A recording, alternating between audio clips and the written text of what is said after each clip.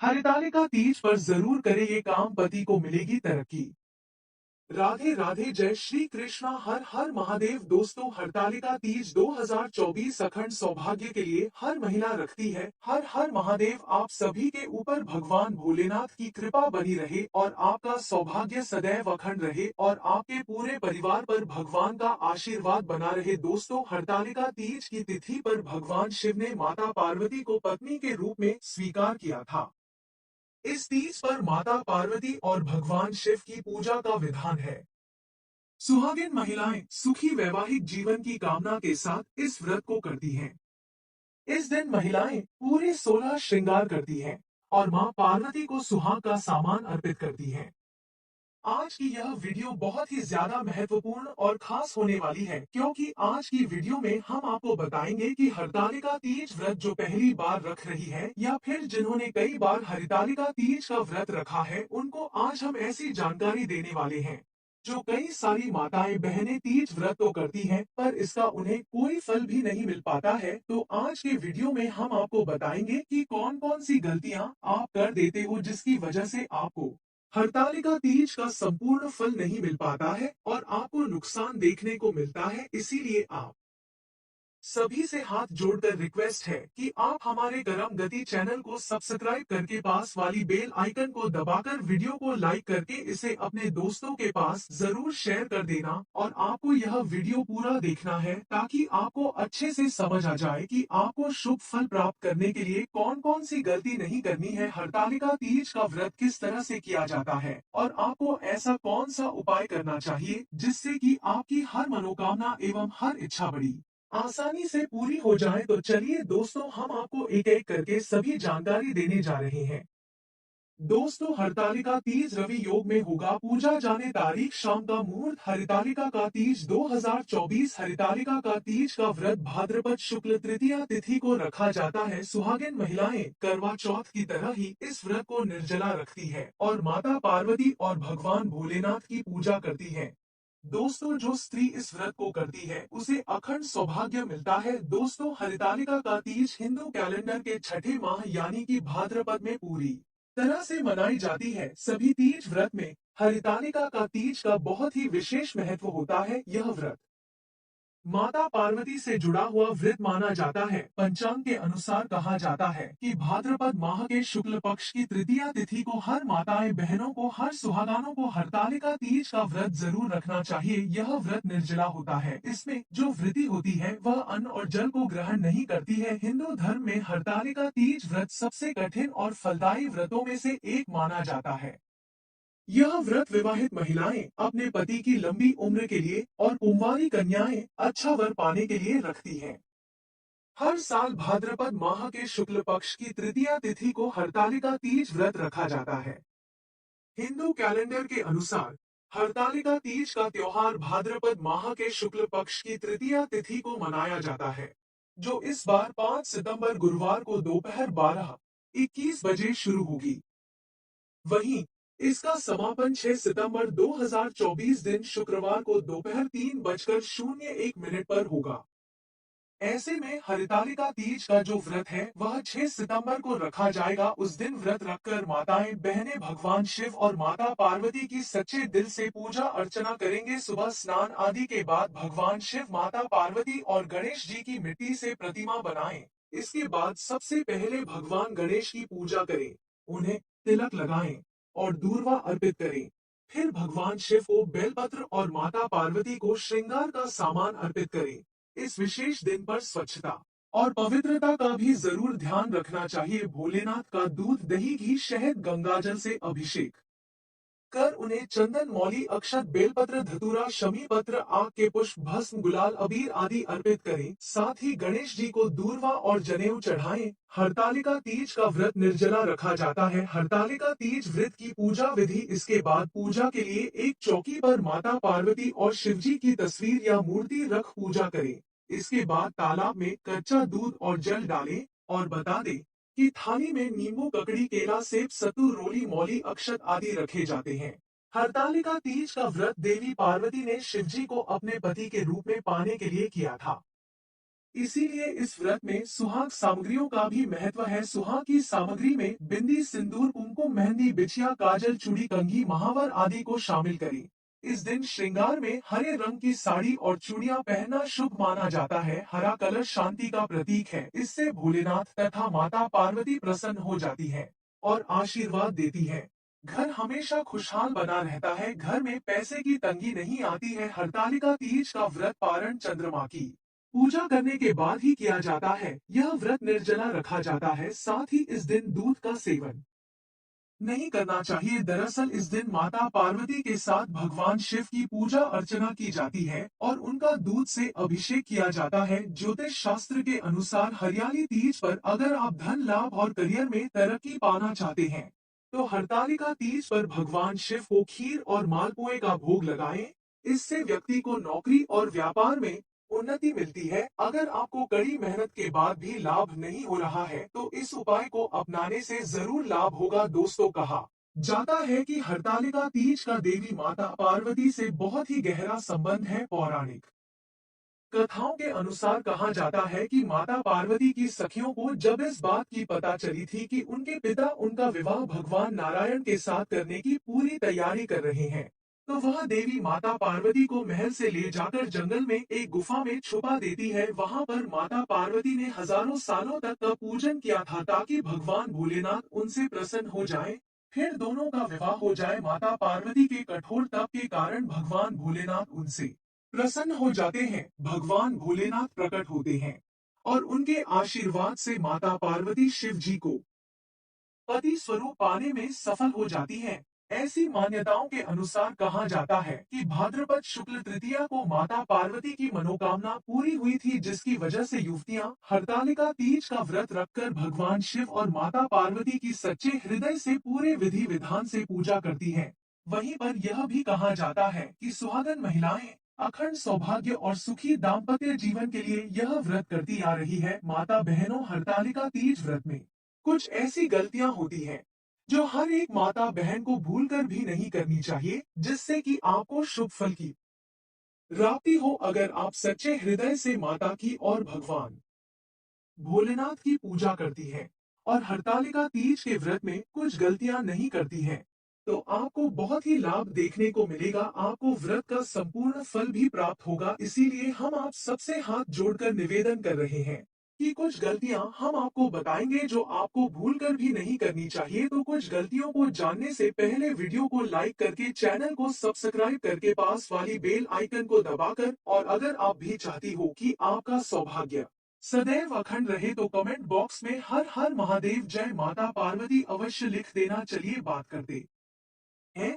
वह कौन सी गलतियां हैं जो हरतालिका तीज के व्रत में महिलाओं को भूलकर भी नहीं करनी चाहिए। दोस्तों, व्रत से पहले गलती से भोजन करना हमारे व्रत का जो उद्देश्य होता है उसे पूरा नहीं होने देता है। इसीलिए व्रत से पहले कभी भी किसी भी महिला को हरतालिका तीज के दिन भोजन नहीं करना चाहिए। अगर गलती से आपने भोजन कर लिया तो व्रत को तोड़ना चाहिए और अगले दिन से फिर से वह व्रत आपको रखना चाहिए। दोस्तों, कहा जाता है कि व्रत के दौरान पानी ना पीने से हमारा शरीर कमजोर पड़ जाता है और हमें परेशानी भी होती है। तो इसीलिए अगर आप चाहो तो व्रत में पानी पी सकती हो, लेकिन आपको एक बात का ध्यान रखना है कि पानी पीने से पहले भगवान शिव और माता पार्वती को हाथ जोड़कर आपको प्रणाम करना चाहिए। व्रत के दौरान गलत भोजन करना बहुत ही ज्यादा घोर पाप होता है। व्रत के दौरान जो भी महिलाएं गलत भोजन करती हैं, उसे व्रत का फल नहीं मिलता है बल्कि उसे दुष्परिणाम झेलने पड़ते हैं।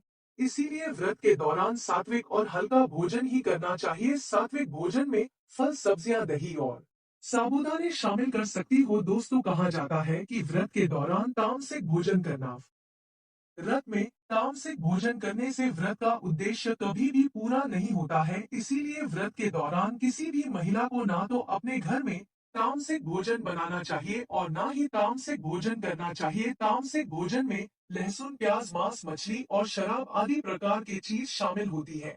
व्रत के दौरान निंदा करना, किसी भी महिला को व्रत के दौरान निंदा और चुगली नहीं करनी चाहिए। व्रत का उद्देश्य पूरा नहीं होता है। इसीलिए व्रत के दौरान सदैव आपको अपने मन में भगवान भोलेनाथ और माता पार्वती का ध्यान करते रहना चाहिए, जिससे कि माता पार्वती वती और भगवान भोलेनाथ की कृपा आप पर बनी रहे। दोस्तों, कभी भी आपको व्रत के दौरान अपने मन में बुरे विचार नहीं लाने चाहिए, इससे हमारा व्रत खंडित हो जाता है। इसीलिए व्रत के दौरान सदैव अपने मन में अच्छे अच्छे विचारों को लाना चाहिए। अच्छे विचार मन में लाने से भगवान शिव और माता पार्वती का हम पर आशीर्वाद बना रहता है। दोस्तों, कहा जाता है कि व्रत के दौरान बुरे कर्म करने से हमारे व्रत का कभी भी हमें संपूर्ण फल नहीं प्राप्त होता है। इसीलिए व्रत के दौरान हमें सदैव अच्छे और धर्म के कर्म करने चाहिए। अच्छे कर्म करने से भगवान भोलेनाथ और माता पार्वती हमारे सौभाग्य को अखंड बनाए रखती हैं।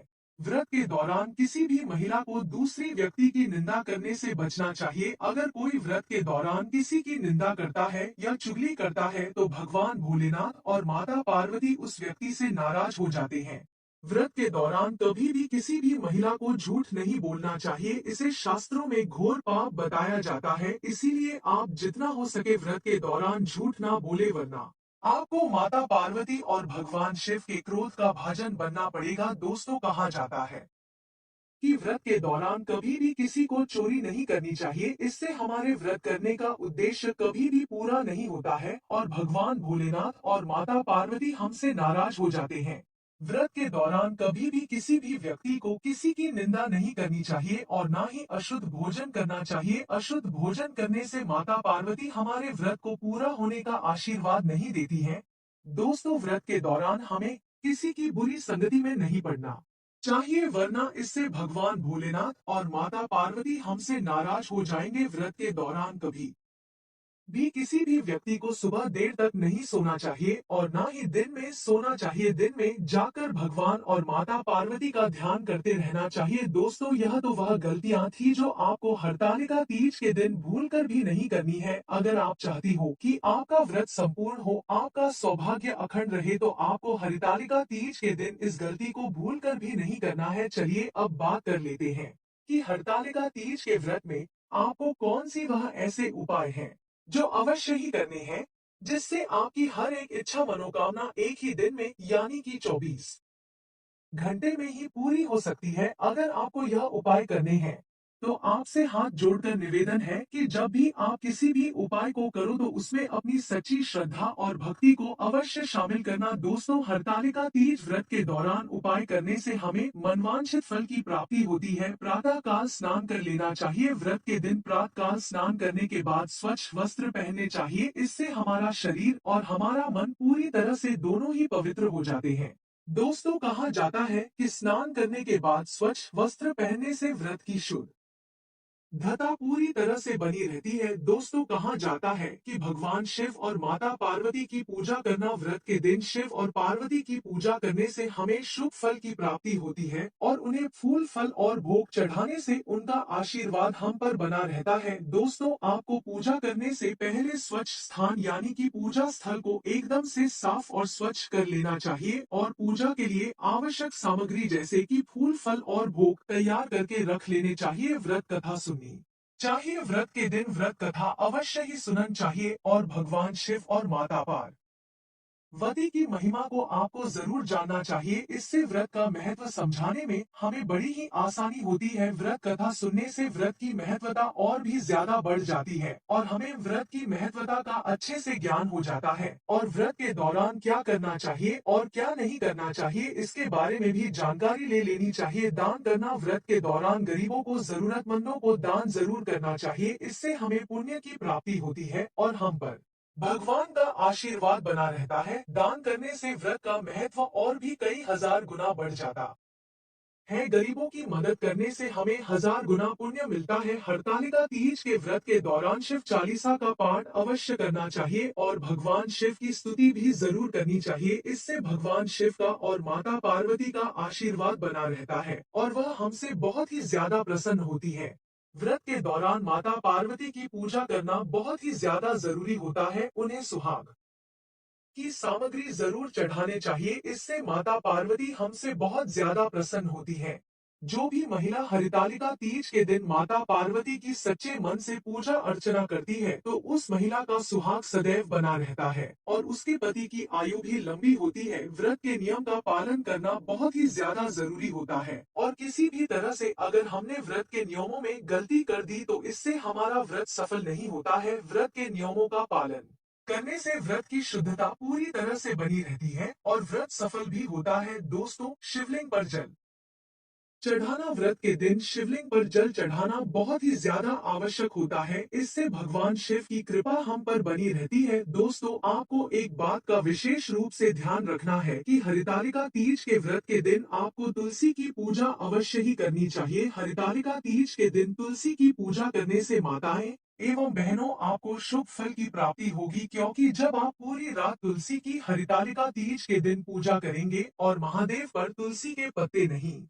चढ़ाए जाते पर उनकी शिवलिंग के पास रख देती हैं और महादेव के मंत्र यानी कि ओम नमः शिवाय श्री शिवाय नमस्तुभ्यं मंत्र का जब 108 बार कर लेती है तो माना जाता है कि उस व्यक्ति की हर मनोकामना हरतालिका तीज के व्रत के दिन ही पूरी हो जाती है। जो व्यक्ति सच्चे हृदय से सच्चे मन से अपनी हर एक मुराद पूरी करवा सकता है अगर वह इस मंत्र का जाप करता है और तुलसी के पास बैठकर और शिवलिंग पर 3 पत्ती चढ़कर यानी कि भगवान शिव की शिवलिंग के पास में तुलसी की 3 पत्ती रखकर ओम नमः शिवाय श्री शिवाय नमस्तुभ्यं मंत्र का 108 बार जाप कर लेता है तो उस व्यक्ति की हर एक मनोकामना 24 घंटे के अंदर पूरी हो जाती है और उसको मनचाहा जो भी उसकी समस्या है, उसकी परेशानी है, उसका दुख है, उसके कष्ट है, वह सब नष्ट हो जाते हैं। एवं अगर आप इस तुलसी से जो भी मांगोगे वह मनोकामना आपकी 24 घंटे के अंदर पूरी हो जाती है। फिर आप चाहे कुछ भी क्यों ना मांग लो। दोस्तों, आप सभी को हम एक और ऐसा ही उपाय बताने वाले हैं जो रात्रि में जागरण करना। व्रत के दिन रात्रि में जागरण करना बहुत ही ज्यादा शुभ फलदायी होता है। भगवान शिव और माता पार्वती की भक्ति हमको पूरी रात करना ही चाहिए, इससे व्रत सफल होता है और भगवान शिव और माता पार्वती हमसे बहुत ज्यादा प्रसन्न होते हैं। माताएं एवं बहनों, आप सभी को हम बता दें कि आपको हरतालिका तीज व्रत की कथा अवश्य ही सुनाई चाहिए, जिससे कि आपकी हर एक मनोकामना हर एक इच्छा पूरी हो जाए और आपको लाभ ही लाभ प्राप्त हो जाए। दोस्तों, चलिए शुरू करते हैं। हड़ताल का तीज व्रत कथा एक पौराणिक कथा के अनुसार शिवजी ने ही माता पार्वती को सुनाई थी। इसी कथा में माता पार्वती और उनका पिछला जन्म उनको याद आ गया था। श्री भोले शंकर बोले, हे गौरी पर्वतराज हिमालय पर स्थित गंगा के तट पर तुमने अपनी बाल्यावस्था में 12 वर्षों तक अधोमुखी होकर घोर तप किया था। इतनी अवधि तुमने अन्न न खाकर पेड़ों के सूखे पत्ते चबाकर व्यतीत किए। माघ की विकराल शीतलता में तुमने निरंतर जल में प्रवेश करके तप किया। वैशाख की जला देने वाली गर्मी में तुमने पंचाग्नि से शरीर को तपाया। श्रावण की मूसलधार वर्षा में खुले आसमान के नीचे बिना अन्नजल ग्रहण किए समय व्यतीत किया। तुम्हारे पिता तुम्हारी कष्ट साध्य तपस्या को देखकर बड़े दुखी होते थे। उन्हें बड़ा क्लेश होता था। तब एक दिन तुम्हारी तपस्या तथा पिता के क्लेश को देखकर नारद जी तुम्हारे घर पधारे। तुम्हारे पिता ने हृदय से अतिथि सत्कार करके उनके आने का कारण पूछा। नारद जी ने कहा, गिरिराज, मैं भगवान विष्णु के भेजने पर यहाँ उपस्थित हुआ हूँ। आपकी कन्या ने बड़ा कठोर तप किया है। इससे प्रसन्न होकर वे आपकी सुपुत्री से विवाह करना चाहते हैं। इस संदर्भ में आपकी राय जानना चाहता हूँ। नारद जी की बात सुनकर गिरिराज गदगद हो उठे। उनके तो जैसे सारे क्लेश ही दूर हो गए। प्रसन्नचित होकर वे बोले, श्रीमान, यदि स्वयं विष्णु मेरी कन्या का वरण करना चाहते हैं तो भला मुझे क्या आपत्ति हो सकती है। वे तो साक्षात ब्रह्मा है। हे महर्षि, यह तो हर पिता की इच्छा होती है कि उसकी पुत्री सुख संपदा से युक्त पति के घर की लक्ष्मी बने। पिता की सार्थकता इसी में है कि पति के घर जाकर उसकी पुत्री पिता के घर से अधिक सुखी रहे। तुम्हारे पिता की स्वीकृति पाकर नारद जी विष्णु के पास गए और उनसे तुम्हारे ब्याह के निश्चित होने का समाचार सुनाया। मगर इस विवाह संबंध की बात जब तुम्हारे कान में पड़ी तो तुम्हारे दुख का ठिकाना न रहा। तुम्हारी एक सखी ने तुम्हारी इस मानसिक दशा को समझ लिया और उसने तुमसे उस विक्षिप्तता का कारण जानना चाहा। तब तुमने बताया, मैंने सच्चे हृदय से भगवान शिवशंकर का वरण किया है, किंतु मेरे पिता ने मेरा विवाह विष्णु जी से निश्चित कर दिया। मैं विचित्र धर्म संकट में हूँ। अब क्या करूं? प्राण छोड़ देने के अतिरिक्त अब कोई भी उपाय शेष नहीं बचा है। तुम्हारी सखी बड़ी ही समझदार और सूझबूझ वाली थी। उसने कहा, सखी, प्राण त्यागने का इसमें कारण ही क्या है? संकट के मौके पर धैर्य से काम लेना चाहिए। नारी के जीवन की सार्थकता इसी में है कि पति रूप में हृदय से जिसे एक बार स्वीकार कर लिया, जीवन पर्यंत उसी से निर्वाह करें। सच्ची आस्था और एक निष्ठा के समक्ष तो ईश्वर को भी समर्पण करना पड़ता है। मैं तुम्हें घनघोर जंगल में ले चलती हूँ, जो साधना स्थली भी हो और जहाँ तुम्हारे पिता तुम्हें खोज भी न पाए। वहां तुम साधना में लीन हो जाना। मुझे विश्वास है कि ईश्वर अवश्य ही तुम्हारी सहायता करेंगे। तुमने ऐसा ही किया। तुम्हारे पिता तुम्हें घर पर न पाकर बड़े दुखी तथा चिंतित हुए। वे सोचने लगे कि तुम जाने कहाँ चली गई। मैं विष्णु जी से उसका विवाह करने का प्रण कर चुका हूँ। यदि भगवान विष्णु बारात लेकर आ गए और कन्या घर पर न हुई तो बड़ा अपमान होगा। मैं तो कहीं मुंह दिखाने के योग्य भी नहीं रहूंगा। यही सब सोचकर गिरिराज ने जोर शोर से तुम्हारी खोज शुरू करवा दी। इधर तुम्हारी खोज होती रही और उधर तुम अपनी सखी के साथ नदी के तट पर एक गुफा में मेरी आराधना में लीन थी। भाद्रपद शुक्ल तृतीया को हस्त नक्षत्र था। उस दिन तुमने रेत के शिवलिंग का निर्माण करके व्रत किया। रात भर मेरी स्तुति के गीत गाकर जागी। तुम्हारी इस कष्ट साध्य तपस्या के प्रभाव से मेरा आसन डोलने लगा। मेरी समाधि टूट गई। मैं तुरंत तुम्हारे समक्ष जा पहुंचा और तुम्हारी तपस्या से प्रसन्न होकर तुमसे वर मांगने के लिए कहा। तब अपनी तपस्या के फलस्वरूप मुझे अपने समक्ष पाकर तुमने कहा, मैं हृदय से आपको पति के रूप में वरण कर चुकी हूँ। यदि आप सचमुच मेरी तपस्या से प्रसन्न होकर आप यहाँ पधारे हैं, तो मुझे अपनी अर्धांगिनी के रूप में स्वीकार कर लीजिए।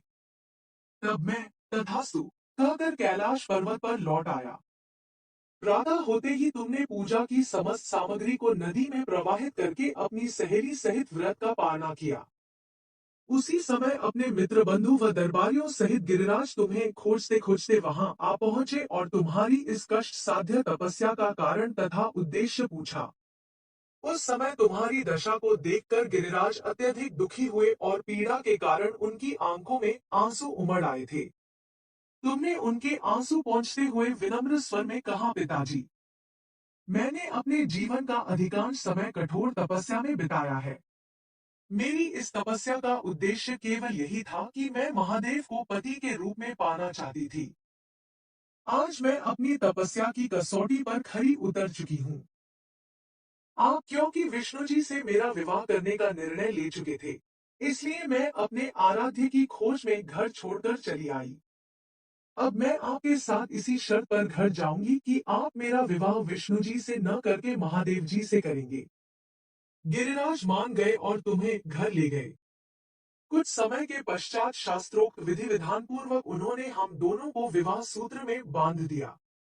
हे पार्वती, भाद्रपद की शुक्ल तृतीया को तुमने मेरी आराधना करके जो व्रत किया था, उसी के फलस्वरूप मेरा तुमसे विवाह हो सका।